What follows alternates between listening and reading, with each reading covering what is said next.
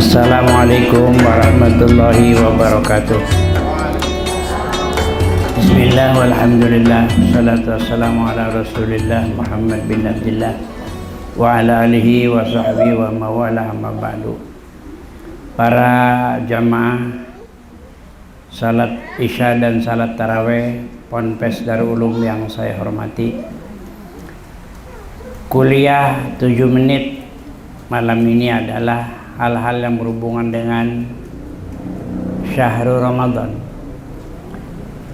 Perlu diketahui dalam tarikh bahwa Allah Subhanahu wa Ta'ala menurunkan kitab-kitab suci kepada para rasul itu adalah bulan Ramadan.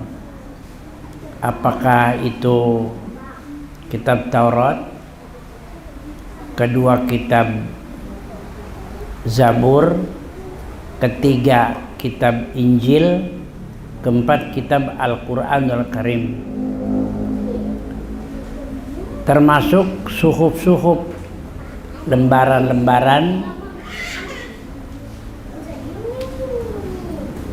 undang-undang Allah kepada umat manusia sebelum kitab-kitab tersebut itu juga pada bulan Ramadan.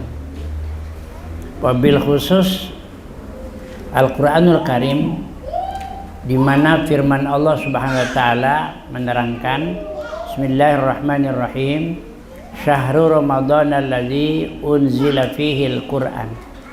Jadi pada bulan Ramadan itu Allah Ta'ala menurunkan Al-Quranul Karim. Al-Quran tujuannya Allah turunkan kepada umat hudal linnas, memberikan petunjuk bagi manusia, wa bayyinatin minal huda wal furqan, dan Al-Quran menerangkan perbedaan antara yang batil dan yang hak. Petunjuk Allah itu diberikan kepada umat manusia. Jadi Allah SWT menurunkan Al-Quran itu sebagai bistek. Bistek itu adalah undang-undang Allah. Dan di dalam Al-Quran itu sendiri mengandung keterangan-keterangan yang luar biasa. Ya, misalnya Allah Ta'ala menerangkan tentang uluhiyat, tentang rububiyah, tentang ketuhanan, berarti tentang tauhid. Siapa yang menciptakan makhluk yang ada di dalam dunia ini? Itulah Allah. Diuraikan dalam kalimat Bismillahirrahmanirrahim. Jadi dengan menyebut nama Allah yang Maha Pengasih lagi Maha Penyayang, itu adalah urusan-urusan yang berhubungan dengan tauhid. Kemudian Allah Subhanahu wa Ta'ala juga menerangkan dalam Al-Quranul Karim itu hal-hal yang berhubungan dengan kehidupan manusia di alam dunia ini. Ya, bagaimana caranya supaya manusia selamat di dunia dan di akhirat, itu di Al-Quranul Karim sudah diterangkan oleh Allah. Kemudian Allah Ta'ala menerangkan juga ekonomi, tentang dunia perdagangan, ya, mulai dari muamalat, munakahat, kemudian juga ubudiyah, termasuk jinayat, undang-undang pidana dan undang-undang perdata. Kemudian juga Allah Ta'ala menerangkan tentang akhlak, bagaimana manusia di dunia supaya akhlaknya bagus, akhlak manusia terhadap Allah, akhlak manusia terhadap manusia, akhlak manusia terhadap alam sekitarnya. Kemudian Al-Quranul Karim juga menerangkan tentang sejarah, tentang tarikh, tentang historis, cerita-cerita sebelum Allah Ta'ala ciptakan makhluk. Allah Ta'ala menciptakan dunia dan isinya ini, menciptakan malaikat, menciptakan jin, menciptakan iblis, menciptakan manusia.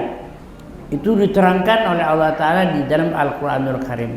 Sejarah, ya, seperti sejarah para nabi, para rasul, seperti contohnya Ashabul Kahfi saja, itu diterangkan di dalam surat Al-Kahfi tentang 7 pemuda yang imannya kokoh kuat, yang imannya teguh, digoda dan dibujuk agar masuk agama non muslim, tapi 7 orang ini sangat-sangat kuat tauhidnya.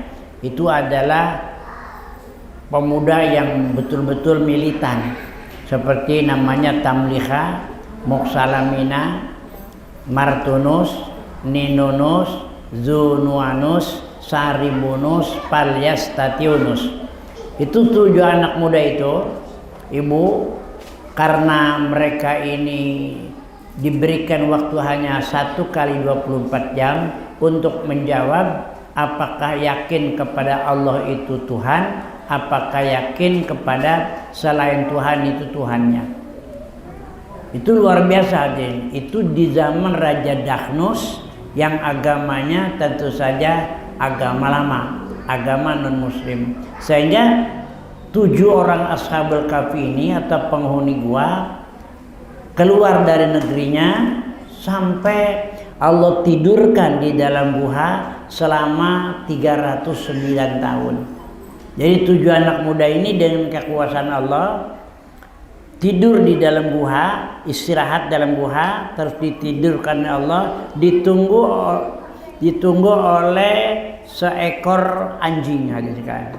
Makanya anjing kitmir namanya, itu satu-satunya binatang dunia yang nantinya masuk surga. Apalagi manusia yang cinta ulama, apalagi manusia yang cinta Islam, apalagi manusia yang cinta Allah.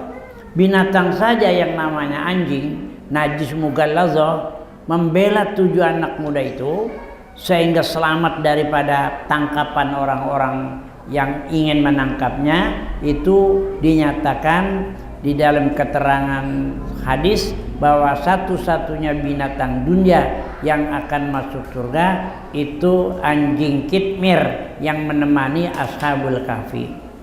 Hadirin yang berbahagia, jadi Al-Quran juga menerangkan tentang teknologi, menerangkan hisab, perhitungan, ya, menerangkan segala hal-hal yang ada hubungannya dengan alam kubur, bahwa manusia nanti akan dibangkitkan dari kubur. Ya, kemudian ada alam akhirat, namanya alam akhirat. Alam kubur adalah akhir alam dunia, awal alam akhirat. Dan akhirat itu juga diterangkan.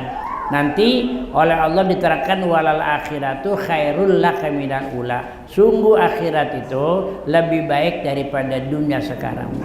Makanya kita lapar-lapar juga menahan diri dari mulai terbit fajar sampai terbenam matahari, itu karena ada akhirat. Karena yakin ada alam akhirat yang selamat kalau kita muttaqin. Makanya kita ibadah salat 5 waktu, kita punya uang berzakat, kita kaya jadi pergi ibadah haji ke Baitullah, ya kita puasa Ramadan, itu tidak ada lain untuk menggapai ridhonya Allah. Karena kita yakin bahwa ada alam akhirat, sedangkan akhirat lebih baik daripada dunia ini. Itu saja barangkali pesan dan kesan tausiah kultum kuliah 7 menit di Masjid Darul Ulum Tangerang ini guna meneguhkan iman dan takwa kita kepada Allah Subhanahu wa taala. Insyaallah di malam berikutnya kita susul dengan tausiah pelajaran lainnya. Billahi taufiq wal hidayah, wallahul muwaffiq ila aqwamit thoriq. Wassalamualaikum warahmatullahi wabarakatuh.